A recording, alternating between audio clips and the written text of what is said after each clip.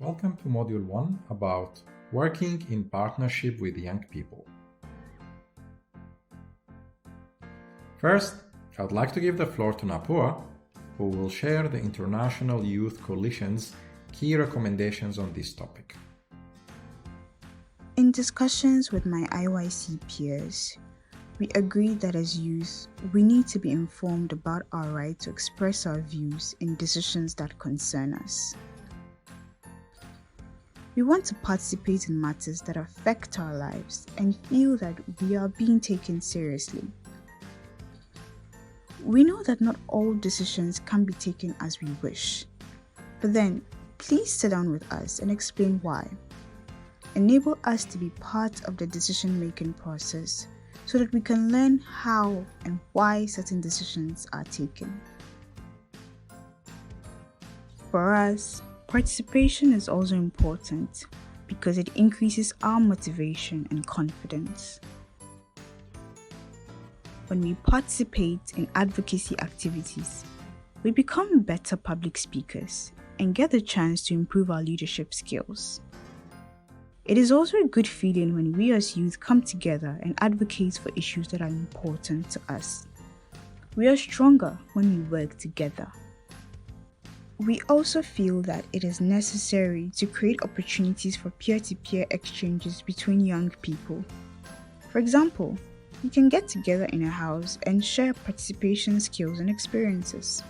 Many of us are part of youth assemblies at program locations where young people meet to discuss issues that are key to them. This is a really great practice, and it can even be done virtually, like we are doing in the International Youth Coalition. Finally, for some of us, the idea of youth participation is new. Therefore, training on participation might be needed to raise our confidence to participate. It can be intimidating to speak up if one has not done it before. Just remember that training should not be about telling us what to do, but about giving us the space to exchange, talk with our older peers, and reflect on different issues relating to our care, well-being, and future wishes. We also ask for the space to learn from our own mistakes. The decisions we make in our lives will not always be the right ones, but then help us to learn from them. Keep an open dialogue with us to ensure that we can work successfully together. Thank you, Napua, for bringing forward these great recommendations. Just as you mentioned at the beginning, we first need everyone to know that young people have the right to participate in matters that affect them. Participation is one of the core principles of the United Nations Convention on the Rights of the Child, which stresses that children and young people have the right to freely express their views and that there is a duty to listen to their views and enable their participation in all matters affecting their life. Therefore, SOS Children's Villages has an obligation to implement policies, procedures, and structures to hear the voices of children and young people in decisions that affect them.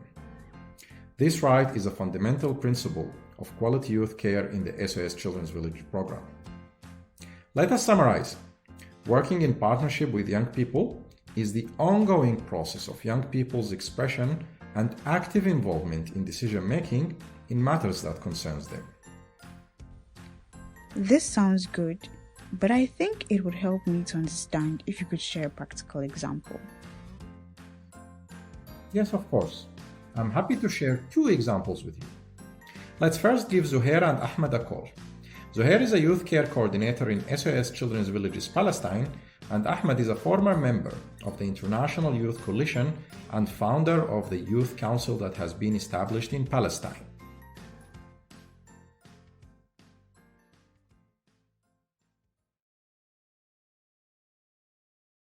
Hi everyone, thanks for having me here. In order to promote the idea of youth participation in Palestine, young people have established a youth advisory council to represent them on important issues that need to be discussed and find solutions to challenges facing them and be part of the development of the organization and the community. The Youth Advisory Council provides advice and youth-based perspective to the National Association for the Middle East and North Africa in planning, development, and implementation of youth-related issues. The Youth Advisory Council serves an advisory body for youth issues to those member associations, and it also provides guidance and recommendations. What I would like to say to promote youth participation anywhere is believe in youth, educate them well, and then give them space so as to be able to participate in the three levels: individual level, program level, and community level. We are going to give you a concrete example about youth participation in Palestine, and Ahmed is going to talk about that. 3 members of the Youth Council participated in the annual planning, and they had an active role in the action plans for youth development in Palestine. At the end of each year, youth participate in the annual planning workshop from the beginning. 3 members of the Youth Council are invited to attend the discussion and participate in the groups, specifically related to their issues. Before that, Youth Council normally hold a meeting with its members to discuss the most important issues to lay on the table for planning. During the workshop, young people prepare a worksheet to be presented by them, in which the national director takes into consideration through planning. After that, the council coordinates for the second meeting with the rest of their members to present what was discussed in the workshop in general, and what was planned regarding council's role in the development and follow-up process. Thank you. Thank you, Ahmed and Zuhair. I've also heard about good practices in Benin. Let's give Saliman and Agnes a call. Saliman is the National Director of SOS Children's Villages Benin, and Agnes is a child rights activist and President of the Youth Executive Council in SOS Benin. Welcome!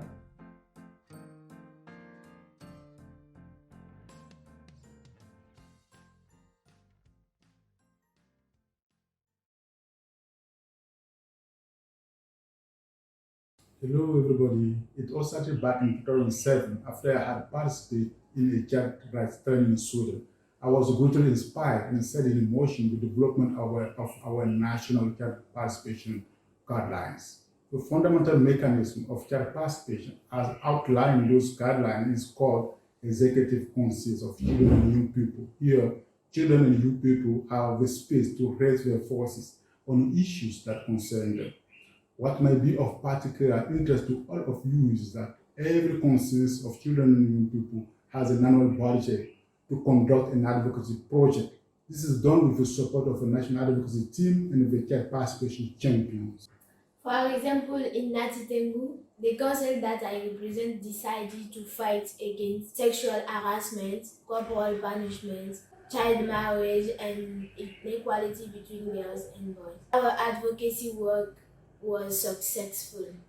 It compelled the prefect of Atakura department to take harsh measures to fight against sexual harassment in the 9 towns of the region. It also forced UNICEF to take a clear position on the subject of ritual infanticide and to schedule a national conference on the subject. Furthermore, our advocacy forced the local authorities to respond more adequately to corporal punishments in schools and organize the first match where girls and boys played together. Finally, the councils of children and young people participation in the development of policy recommendations and other documents such as the National Child Protection Policy, the Child Code, etc. But of course, this is not everything. Those councils are improving the quality of our programs as well as the life of people in the communities in which they work in so many different ways.